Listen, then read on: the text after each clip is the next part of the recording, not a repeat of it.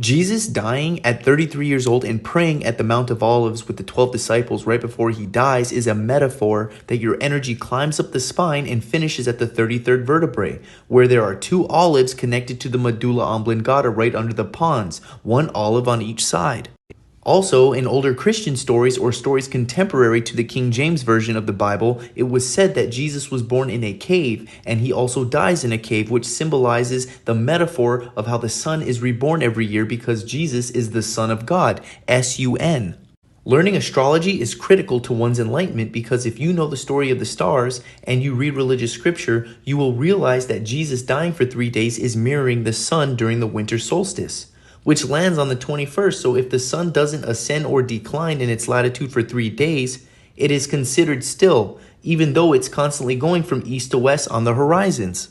And for the cherry on top, to all you non-syncretists and churchgoers, the only reason it says in Luke 2:21 at the end of 8 days when he was circumcised, he was called Jesus, is because Jesus is the sun. And the sun is what determines the year. When the sun dies on the 21st, it is reborn on Christmas Eve. And 8 days later would be the circumcision because the circle of the year is being cut. If you don't know astrology and you try to read scripture, you're not going to be able to penetrate the true deeper meaning and you will be limited to only surface level knowledge. The most famous prayer in all of Christianity told by Jesus in Matthew 6:9, "Our Father who art in heaven, thy kingdom come, thy will be done on earth as it is in heaven. Give us this day our daily bread and forgive us of our trespasses as we forgive those who trespass against us. And lead us not into temptation, but deliver us from evil. For thy is the kingdom and the power and the holy..." What in the French toast just happened?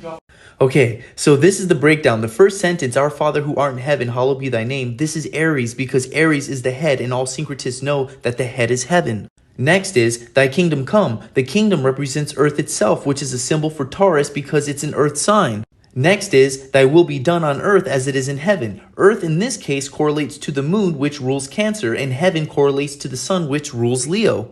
"Give us this day our daily bread." That's Virgo, who is always seen with a cornucopia or a leaf of corn wheat because back in the day the virgins would harvest wheat from the crops during Virgo season. "Forgive us of our trespasses as we forgive those who trespass against us." That's Libra, which represents balance. Therefore, I forgive you and you forgive me. Treat others the way you want to be treated. "Lead us not into temptation, but deliver us from evil." Temptation is symbolic of Scorpio, aka Judas the backbiter. And it's funny that Jesus gets kissed by Judas before he gets betrayed because anyone who has been stung by a scorpion is left with red irritated skin with 2 holes, and that resembles a kiss mark. Alright, I've run out of time. Smash that follow button for part 3.